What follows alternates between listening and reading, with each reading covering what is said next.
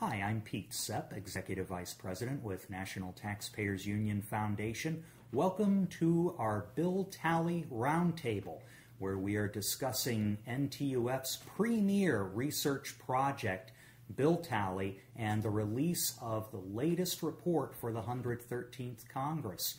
With me here, NTUF Research Director Damian Brady, NTUF Research and Outreach Manager Dan Barrett. Thanks so much for being here, guys. Thanks a lot, Pete. Good to be here. We're going to get right into it.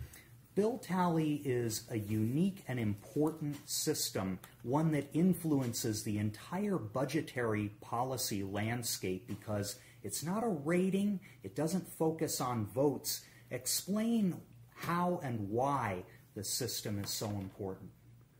It's a very unique program. It's one of a kind here in Washington, D.C. A lot of groups, when they're looking at congressional activity, will just maybe pick a handful of votes to analyze. This is a comprehensive project. We take a look at just about every single bill that's getting introduced in Congress and trying to figure out what the net cost of these proposals would be were they to become law.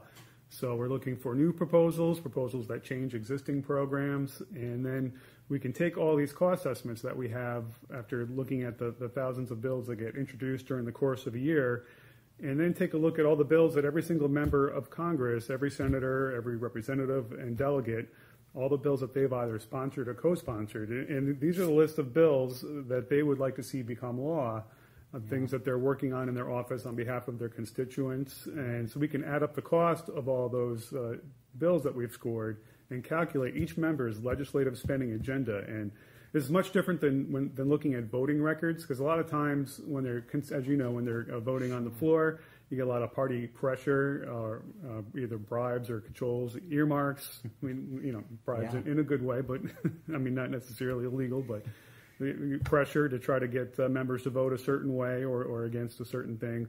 So this is an area where members have a lot of independence. No one's forcing them to co-sponsor or draft certain legislation. They're doing it because it's something that they would like to see become law. And so we can calculate the net spending agenda that would occur if all those were to become law and figure out how each member would change the budget. Yeah, so basically, if a given lawmaker became king or queen tomorrow, could decree that everything they like in the form of legislation becomes law of the land, what's going to happen to the federal budget? And the effects are just massively varied, from huge agendas to reduce federal spending to even bigger agendas to increase federal spending. Yeah, it's for taxpayers, it can be comparable to the Congressional Budget Office. They only score so many bills that are introduced in Congress. And so if we have a member who would approach us and say, I want to know how much my bill would change the federal budget, and CBO is too busy to deal with any of my requests, then we can take that and say, look, out of our 21 years, 22 years out of our study, we can say, well, based on certain trends and the proposals that you have, here's what we think that would change the federal budget. So it takes the load off of some of the government agencies, but on top of that, we do help out a lot of the Hill offices that are looking for an alternative methodology and an alternative perspective of the budget. And an objective perspective as well. Yeah, so you make an important point here. BillTally's been around since 1991, so you've got over 2 decades of data now across lots of political changes in Congress, lots of events affecting budget policy.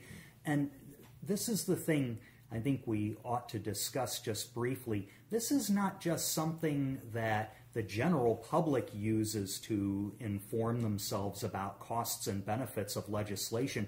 This is a legislative management tool for members of Congress. They regularly consult us not only on costs of legislation, but ideas about how they might be able to balance their budgetary agendas. Exactly. We frequently do get requests from Hill staffers as they're considering whether they would support a colleague's bill, call us, see if we have any figures, or if they have a new spending proposal that they're working on, they want to find a way to pay for it. We do have a list of all the cut bills that have been introduced so far this Congress, and we also have that historical record going back to the 102nd Congress of all the cut bills that members have considered and drafted. And as we're putting together these cost estimates, we are trying to find objective and fair numbers. So when we get these, we're using official figures from the Congressional Budget Office. We communicate a lot with Hill staffers and congressional committee members as well. And then also, before we release our report to the public, we put it online behind a firewall and give each member a unique password so that they can log in, review the list of bills that we have found that they've either sponsored or co-sponsored with cost estimates. So that way, if there's an error or problem, they can get back to us, because we are releasing this stuff out to the public, and we want to make sure that we have fair, accurate, and reliable information. Yeah, and this is really a huge undertaking. There are two of you work a lot of hours on this system. We normally get half a dozen, even a dozen summer interns as well as interns the year round to research bills, because we're not just talking about picking 10 or 20 votes. We're talking about all legislation introduced in Congress. You have to read every single one, first of all, to determine whether there might be a taxpayer cost associated with it. And then if there is, you got to do the estimates. I mean, all this stuff behind us, these volumes, row after row of them, these are all paper bills. We got to keep them all because you never know what might happen with internet records. Yeah. That's happened to us sometimes before. But just basically describe the process of putting together just one of these BillTally reports for a given year. What's the workload like? That's a very interesting question, and I don't think that's one that we've been asked before. So first of all, we go to Thomas, the official website for Congress, and there they have a list of all the bills, and we'll skim through them. Actually, we look at every single one, scrape the data, put it into a spreadsheet. A lot of bills that we can weed out right away with just a glance. There's lots of bills that would change the name of a post office. Or what are some of the other obvious ones like that? Small regulatory changes. There would be conveyances. So if the federal government were to take a parcel of land and transfer it, we don't really count that as something. Trying to think of the other smaller cost bills, but that's generally like a lot of just small, one-page bills that will change this tiny little part of the U.S. code or add a comma.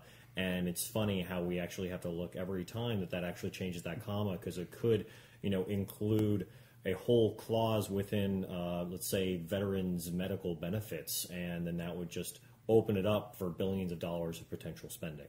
Well, and every report is accompanied by a methodology appendix, and you have to constantly evolve that to keep up with Congress's legislative habits and the way they do things. I know there's just page after page of rules surrounding BillTally. This isn't something where you throw a dart at a board and say, 8 million, let's give it that. I mean, these are rules as strict and thoughtfully developed as Congressional Budget Office would ever use. And I know you came across this recently again with budgetary cap proposals and how in the world to score those over a period of several years. Right, yeah, we'll see members. One easy way on paper to cut spending is to reduce the discretionary spending cap that was put in place, for example, recently with the Budget Control Act. So under our methodology, on paper, that could save us $100 billion over 5 years or so. But as we've seen over and over again, Congress does not like to abide by limits that it put on itself just recently.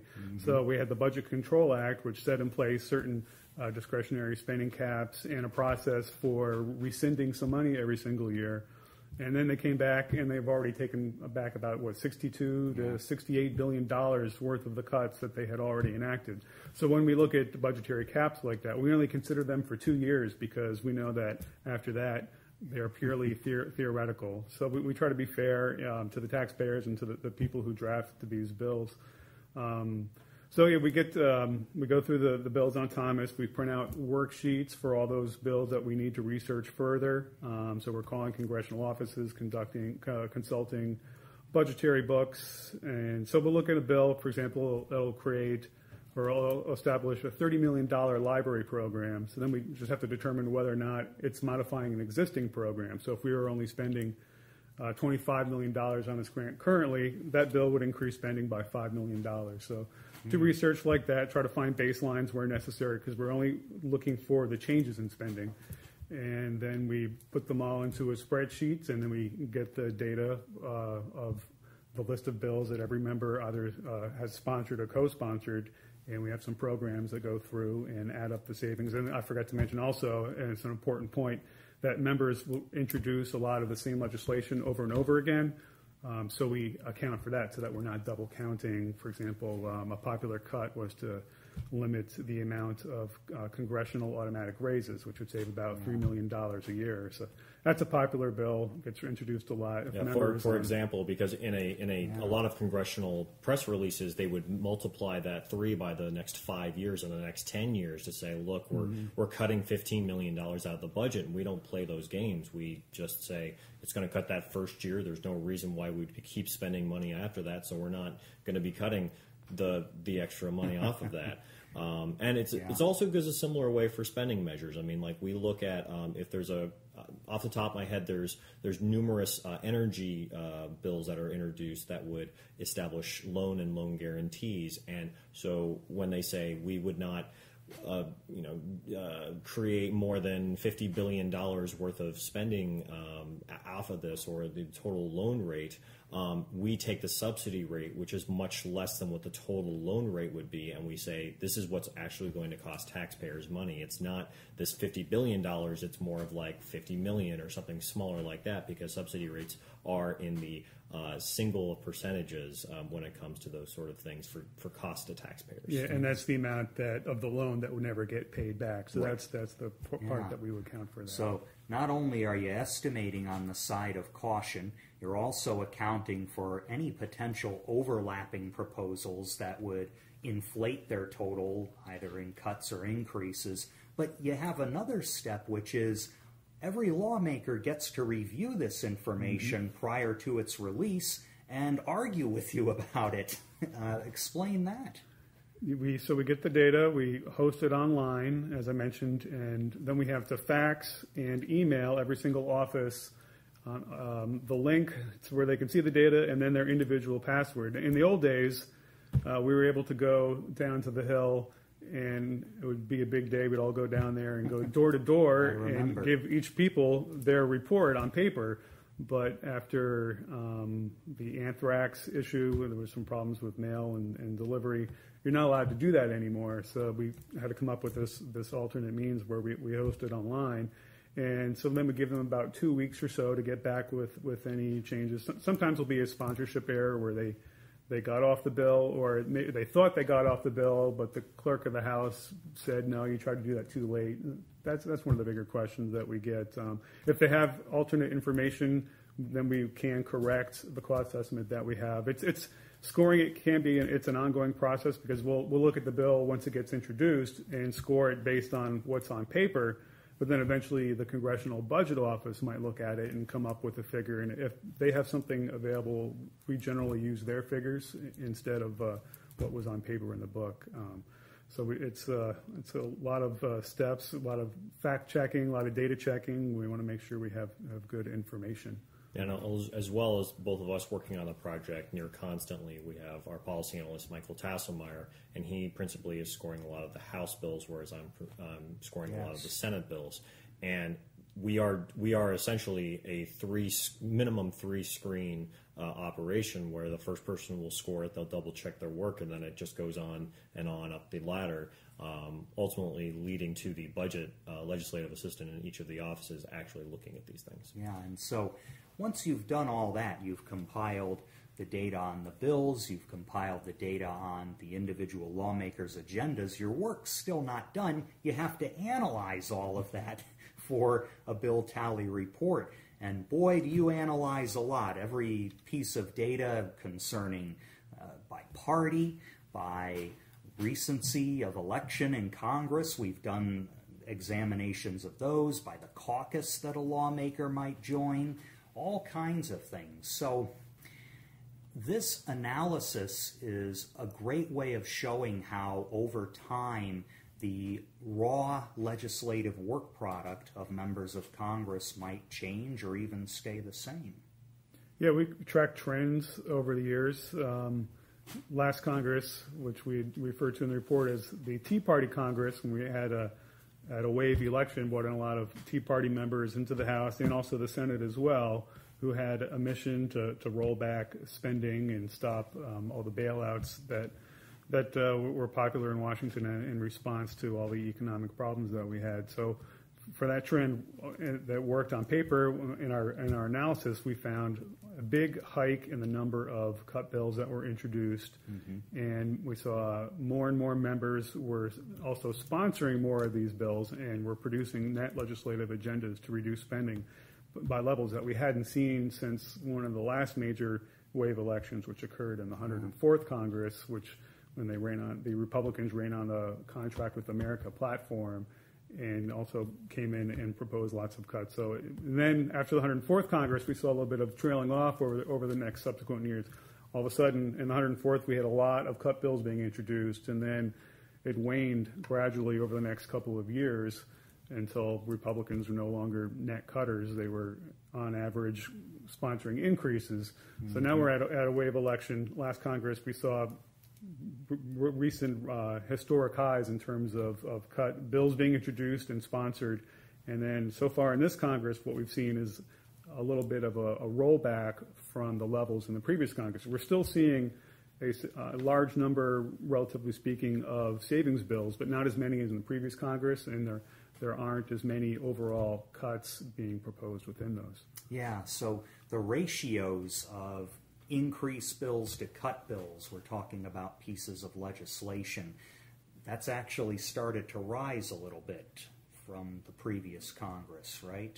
Yes, exactly. Yeah, we pull up the figures and have them on the top of my head. So wow, big chart. Yeah, so we have all this data here. You can go; it's all online. You can see all this. Here's all the number of increased bills, cut bills. We have the ratios. Now, at one point, it got so high in the 108th Congress in the House, there were over 23 increased bills being considered for each of the 35 cut bills. And that number gradually dropped over the next couple of years until the 112th Congress, the Tea Party Congress. There were less than 4. Now it's jumped up slightly. It's an incremental increase, but it's an increase nonetheless. Over 4 increases per cuts being considered in the House, and it's up to nearly 6 in the Senate, where it had been down to 4 in the 112th Congress.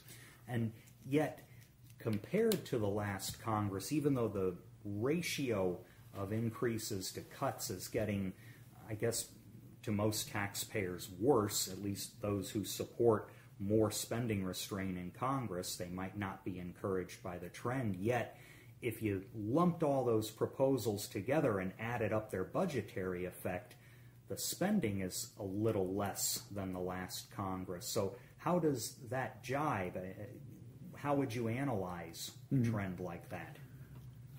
Well, we look at all the cut bills, and so we can add up the cost. We add up the cost of all the bills to increase spending and all the bills that would save spending, all the unique ones. So we've done that for the last couple of Congresses. And so this Congress, there are fewer, as I mentioned, cut bills being introduced, but there are also fewer increased bills being introduced. So that's why your net legislative agenda has dropped a little bit. The ratio of increases to cuts has gone up, but still there are more. That's because there are more increases being introduced, but not totaling the amount of increases that we saw in the previous Congress. We're 1 year, the data tracks 1 year into the 113th Congress, and so we will issue a follow-up report and see if this trend holds or if they're going to maybe be more cautious going into an election year in the types of bills that they propose. And this is just one way that we look at this. So on this table, it is just an individual bill for like a 1-to-1 ratio. So something that would cut congressional cost of living adjustments for a $3 million savings. That would equal the 1.1 trillion? It's yes. 2.9 trillion or $1.6 trillion single payer healthcare reform. Those are essentially treated in this table as just the one thing. So right. Now there's different ways to look at this data. So this is the one that we really like to start out with, saying, Congress proposes this combined agenda, but that's not the whole story. And so looking at the individual bills, it's a really good way to see some of the trends, but then we divide it up into chambers. We divide it up by, taking the overlapping agendas in that way. We also have breakdowns of the individual bills, so you can actually see, like, what are the top 5 or top 10 largest spending change bills that are out there, and how are, and it's the same thing goes for, then we go on and talk about congressional caucuses and all that sort of thing. It's very, we just take many subtle layers that are within the data, and we try to highlight that both in the report and online. And so if you take a look at the political parties and their caucuses, how they performed in the House and Senate, it seems as if Democrats, especially on the House side, are pulling back a little in the amount of increase that they're proposing, while Republicans are pulling back a little in the amount of cuts that they're proposing. Yeah, to help folks understand, this Congress compared to last Congress, we're just getting closer to zero in both directions with both parties. So as an example, like the average House Republican, they introduced about $48 billion less in their agenda in the net cuts compared to this Congress. It was an $83 billion net cut. And that pretty much goes all across the board to varying degrees, but generally everyone is proposing just a small overall change in current spending. And that's a big drop from last year when they were around $130 billion in net cuts. They're a lot lower now, but still that's the second highest cutting agenda that we've tracked over the history of this. So exactly. As we were comparing it earlier, we saw a drop off going from the 104th Congress to the 105th in terms of fiscal discipline and finding spending offsets for your spending increases. We're seeing a little bit of a rollback now, but they're still have a long way to go before they become net cutters, at least at the rate that they're going now. They're still calling for pretty significant levels of cuts. I think we have a new metric in this data. So if all those $83 billion in cuts were enacted, that would trim total outlays by just about 2%. I see. Well, long way to go if you're looking to balance the budget. It depends on anything. Yeah. For all the arguing back and forth, you'd think that we were looking at cuts of 20 or 30%, and yet we've got 2. Relatively minor, yeah. Well, when you look at the highs and lows here, and you mentioned the term net cutters, that's an interesting perspective. In other words, those lawmakers who, when you add up everything in their agendas, proposed a net reduction in federal spending, even after accounting for all of the places they'd increase the budget. In the last Congress, it was more than half of the House, at least, that were in the net cutter category, but now we're a little less than half, correct? Yeah, that is correct. Back up a little bit. As recently as the 108th Congress, mentioned that one earlier, when we tracked a really high ratio of increased bills to cut bills. In the 108th Congress, there were just 13 members of the House and 3 in the Senate whose agendas these are members whose agendas would cut spending. That was the recent low watermark, and we saw the number of net cutters rise in each Congress up to the 112th Congress when there, as you mentioned, over half, 237 in the House and 60 in the Senate. And this Congress, their ranks have fallen back a little bit, down to just over 200 in the House and 46 in the Senate. So now, in each chamber now, the net increasers are outnumbering the net cutters. Yeah, so we're basically looking at net cut agendas as increasing over the last 2 or 3 Congresses, and then now they're plateauing and decreasing in certain areas. But that's also true of the so-called outliers at the other end of the scale, those who would increase spending by $100 billion or more. Their ranks have been shrinking as well. Significantly, yeah. Yes. I mean, we're talking the last 3 Congresses, a significant drop, and they're continuing to drop as opposed to the net cutters who are sort of going back and forth. They're trying to fight the back to business mentality, where it seems like the folks who are proposing $100 billion or more agendas have actually gotten the message to the point where taxpayers seem to be tired of increasing the spending by tens of 20% of federal spending. So if you're a net cutter in Congress, what types of proposals would you likely be sponsoring to have a very large agenda total for reducing spending? What would you likely be doing? Some of the bigger cuts that we saw would, some of them would repeal all or parts of the Patients Protection and Affordable Care Act, also known as Obamacare. There were 6 of those out of the top 10 largest net cutting bills of the 6. There were also a number of across-the-board rescissions, automatic cuts across the board of various percentages. I believe it's Representative Blackburn introduces usually a trio of such bills every Congress. One of those bills would do an automatic cut of discretionary non-veteran, non-defense spending by 1%, 2%, and 5%. There might have been one that went even a little bit higher percentage this year. And it's also very popular in the Senate. And as I mentioned, these are when we look at these across-the-board cuts, we will only look at them for the first 2 years because we're skeptical that if these were enacted, that they would be retained over the long run. Reality bears that out. Yeah. Now there are 2 sort of additional bills on that list that we found. One is the SMART Act, which would enact a flat tax that would basically make uniform the income tax rate that individuals have, and then it would repeal all the other income-based refundable credits. Yeah. So we found that would be about an $86 billion annual savings. And in our methodology, I'll let you get back in a second, but just to point out that we don't look at changes in tax revenues. We're only looking on the spending side. And so you might ask, well, why are you looking at this tax reform bill?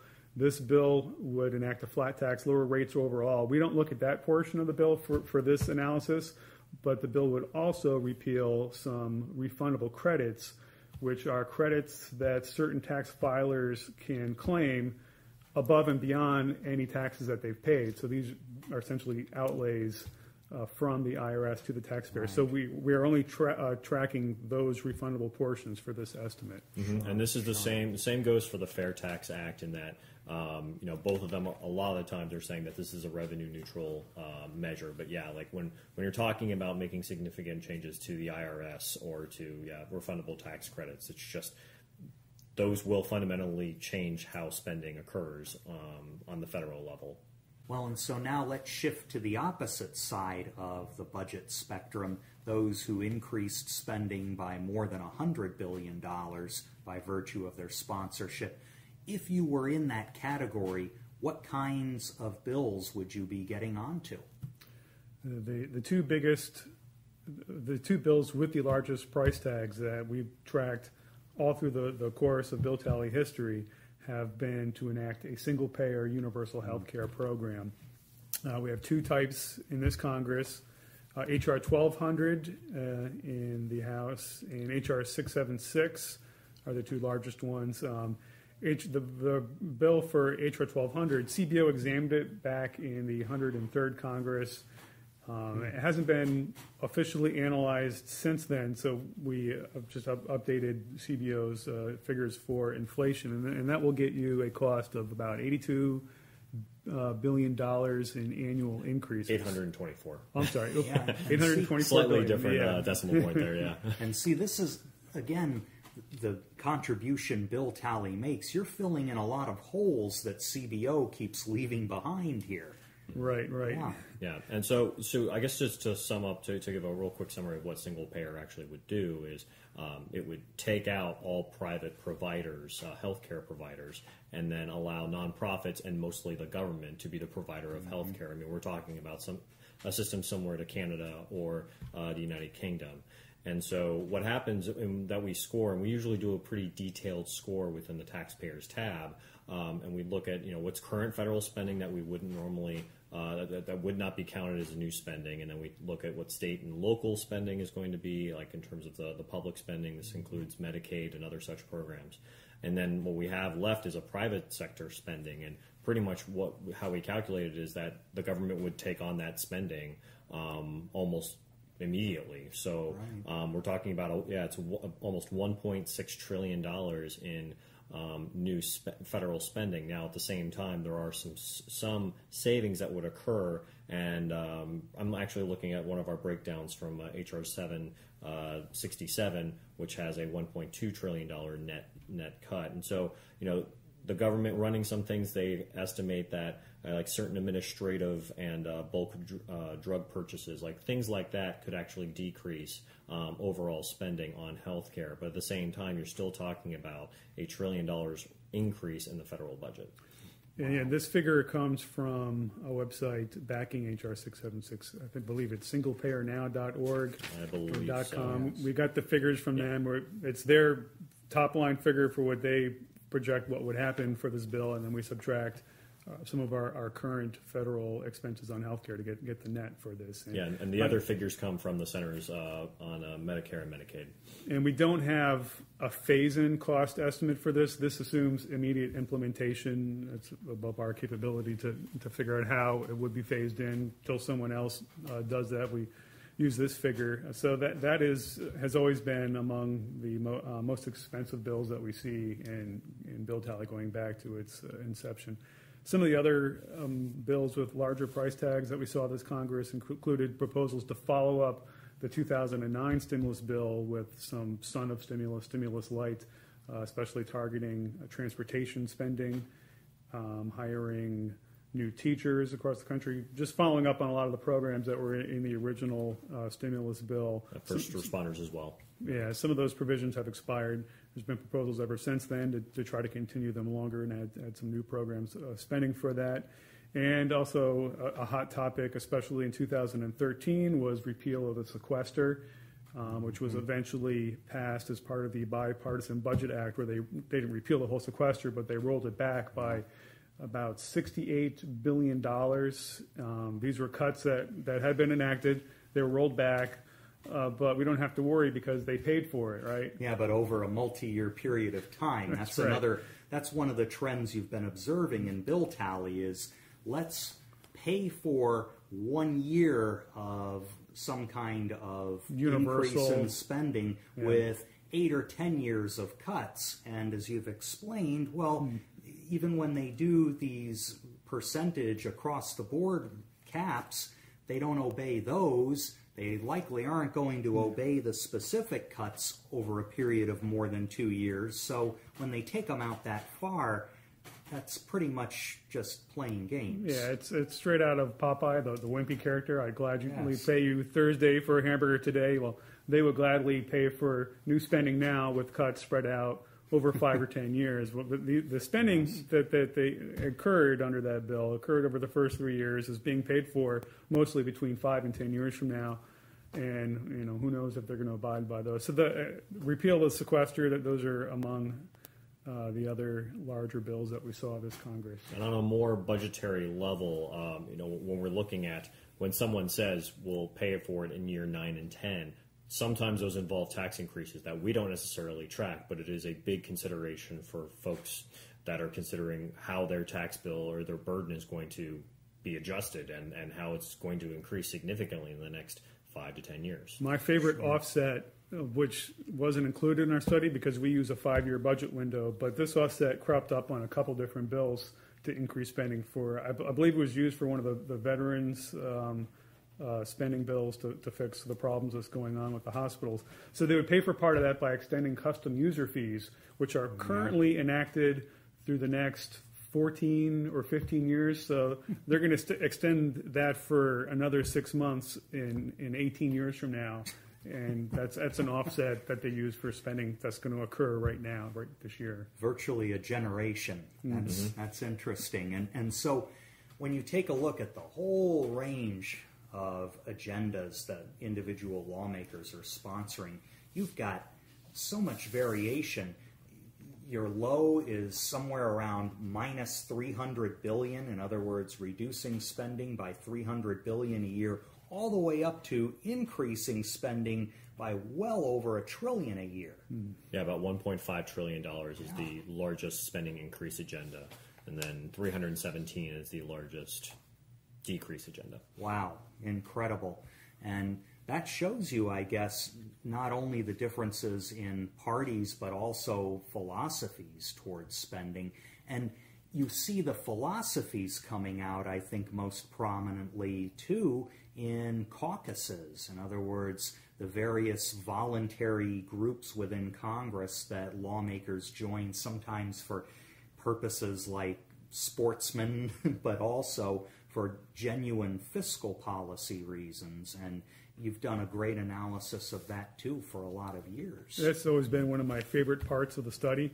As you mentioned, there are several dozens worth of caucuses, just groups that members can join in, and they discuss policy. They work together on policy issues like, for example, recently there was a drywall caucus because there was some serious problems with drywall that was being imported from China, so they got together to address that. But we look at our study at those self-identified fiscal conservative caucuses within, primarily this activity occurs in the House. So we have groups such as the Republican Study Committee, which is dedicated to fiscal discipline. So we go to these caucus websites, find those ones that are self-identified through their website, what their mission is. We've identified the Republican Study Committee, the Tea Party Caucus, which is pretty much defunct, but just for a point of comparison, we looked at those members who had been in the Tea Party Congress in the previous year and got reelected this year to see how they would do. And then there's also the Republican Main Street Partnership, which is related. And then on the other, these are all primarily Republican caucuses across the aisle. There's also the Blue Dog Coalition, which is a member of fiscal conservative Democrats. So we can see what the average member of each of these caucuses would do, how they would impact spending. And again, we get a range of averages from these folks as well. Yeah, again, we saw, similar to the party breakdowns, that while the three Republican caucuses would on net decrease spending, it would decrease spending to a lesser degree compared to the previous Congress. So like last Congress, the big spending cutter was the Tea Party caucus, and last Congress they proposed $234 billion annual spending decrease. But this Congress, so far, they've only introduced $127 billion spending decrease. So, which is still more than the average Republican. Absolutely. Everything here can be looked through a different lens. Now, like from the historical perspective, it is just that that the Tea Party, the Republican Study Committee, and the Main Street Partnership, all three of them are on average proposing smaller agendas.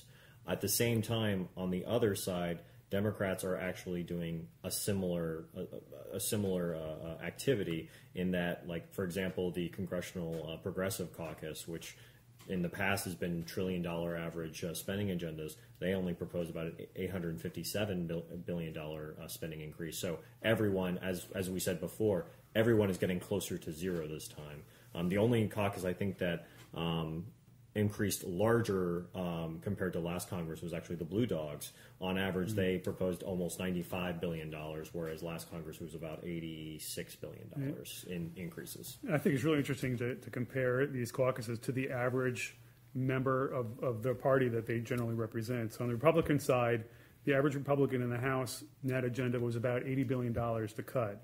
Tea Party caucus, they would cut $127 billion, well above the average. The RSC, the Republican Study Committee, they're at $99 billion, still better than the average. And the Republican Main Street Partnership, which is a little bit more of a mainstream, moderate Republican fiscal group, they would cut by only about $32 billion, much less than you see from the average Republican. And then, like the Blue Dogs, sure, they're compared to these caucuses, they're at $94 billion, $95 billion to increase. But it's interesting you can compare them to the average Democrat, who's up around $400 billion in total net increases. So there aren't a lot of them. It's a small sample here with the Blue Dogs. They have not fared well over the last several election cycles, but compared to their party, it's a lot less spending, a lot more, potentially more offsets, fewer proposals being considered. And just a point of clarification, these caucuses are only based in the House. The Senate doesn't officially have any real caucuses. So once they want to give us the list of any of the caucuses that might or might not exist, we'll totally look at that over the long term. Sure. Now, when you take a look collectively at the output of Congress, and you were to say, we're going to look at all the House bills, all the Senate bills, account for overlaps within each chamber, then combine them and account for overlaps between the two chambers. Suppose it all passed tomorrow, what would happen to the federal budget? What's the bottom line? We did that figure. This is only the second time where we've added up the total congressional legislative agenda. In the past, we have broken it down by House and then separately by by the Senate. But then some people would add up these figures. Oh, all the bills in the House would cost $900 billion, and all the bills in the House would cost $800 billion, and that's $1.7 billion of increases. But you can't do that because there's a lot of the same bills are getting introduced between the two chambers. So to help prevent a lot of that misinformation and just the misuse of the numbers, we've taken pains to go through and compare our spreadsheets and identify across chamber all these overlapping proposals. So altogether, between all the bills in Congress, we found 680 bills, proposals that would increase spending, and that would get you, if all those were enacted, $1.8 trillion in new spending, and partial offset by 119 various cutting proposals, such as the ones we mentioned, and lots of other smaller ones, and that would get you $750 billion in cuts for a net agenda of about $1.1 trillion in new spending.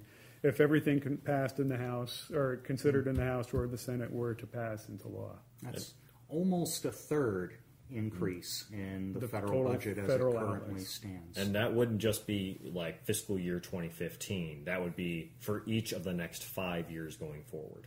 Wow. So, looking back historically, and we can do this with BillTally because, again, we've got over 20 years of data.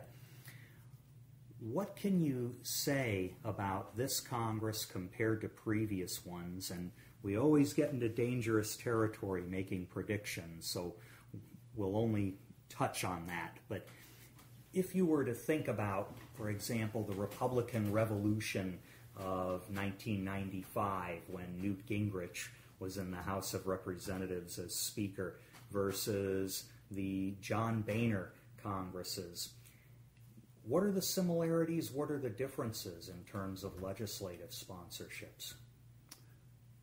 We're seeing, as mentioned earlier, a bit of a rollback. Yeah. For a couple of reasons, perhaps. The Tea Party brand got a lot of rough treatment in the media. So maybe that's part of the reason why maybe a little bit quieter in terms of the types of legislation they're supporting. And we also had gone through a whole series of very confrontational budget battles going back to the Budget Control Act and fights over debt limits, and maybe a lot of constituents got sick of all what they saw as partisan bickering in the House. So maybe less attempts this Congress to look for battles, but we are still seeing significant levels of cuts being authored in the House and in the Senate. But there's still not a lot of overlap in terms of what they're actually working on and passing. So there's lots of these ideas, but they're just getting bottled up. Mm-hmm. And I would say, especially compared to the last couple of Congresses, I mean, Congress is introducing many fewer bills overall, and that's great for us because it makes our job easier. But at the same time, it is just easier to analyze, and that means that there are fewer measures that are on the table that they can throw either into a piece of legislation or that they can fight against. So it seems to be, in one respect, better with fewer measures out on the table. Now, at the same time, as I think Damien mentioned in our 6-month report, we really find that most of the savings proposals occur within the first 6 months of a Congress. So the real problem for some pro-taxpayer folk is that are we done with seeing all of the real proposed spending cuts in this Congress? It's very hard to tell, and the real question is, once this Congress goes out, are we going to see just a repeat of what happened this Congress, and that we are going to see slightly smaller saving agendas and maybe spending agendas, or are we just stuck with pretty much the same proposals being proposed Congress after Congress after Congress, not really doing too much in general to the federal budget?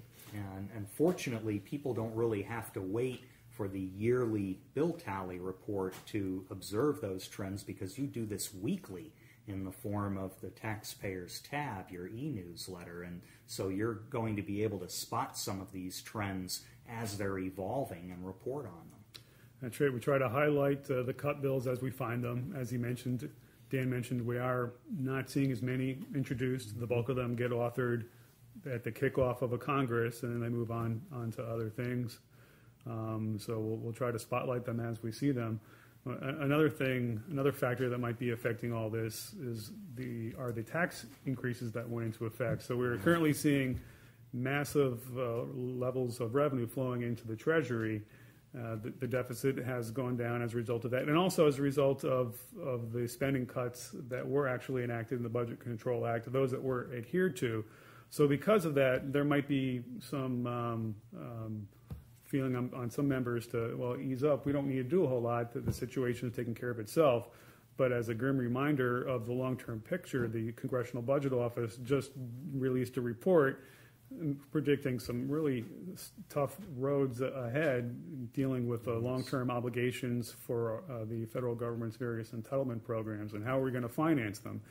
The cuts that we saw are generally across-the-board cuts. We're not seeing a whole lot of specifics for major programs. Across the board cuts may be a little bit easier.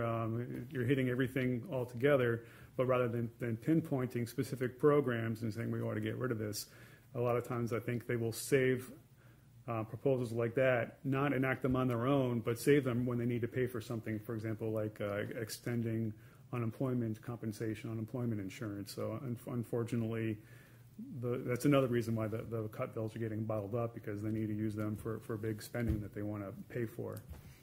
So we've discussed a lot of numbers here, both at the micro and the macro level, but whether someone wants a little bit, like a cost of one or two bills or one lawmaker's agenda, if they want a lot, they want to take a look at how the whole Senate behaved or how House Republicans have changed over time, you've got all of that in easily accessible and sortable formats, correct? Yes. So if folks want to go to ntu.org/NTUF, from there they can go to a whole bunch of different pages that we've set up for taxpayers, for the media, and for any Hill staff. We have a resource page that breaks everything down by what Pete was saying.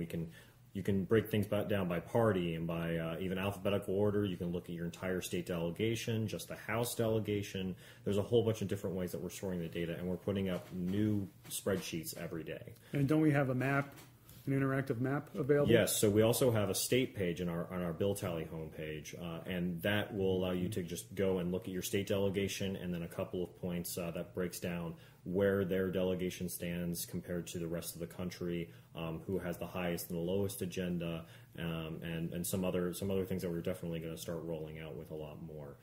Additionally, we're going to start putting out a whole bunch of tweets at our Twitter account. It's at NTUF. And we'll be tweeting directly to Hill offices to let them know about what our findings are of their proposed agendas, and we'll also be using the hashtag #YourRepYourTab in order to try to funnel all this in for taxpayers to keep track of. Well, and I hope that after all this time we've spent on BillTally, anyone watching this understands that this is a serious project that requires serious resources and commitment from very talented people, and that's why it's going to end with a pitch. We definitely need your help in the form of financial resources. Your donation is what underwrites this entire incredible operation. And all you have to do is go to ntu.org/NTUF to donate. Your donation is tax deductible. Yes, and that's another important consideration, because this is educational work and analysis. It takes a lot of time and effort, and we need your support to keep it going. So thank you, gentlemen, for taking the time, and I know time is literally money here, because you've got to get back to work scoring bills and putting together agendas for the next BillTally report. Thanks a lot, Pete. Take care.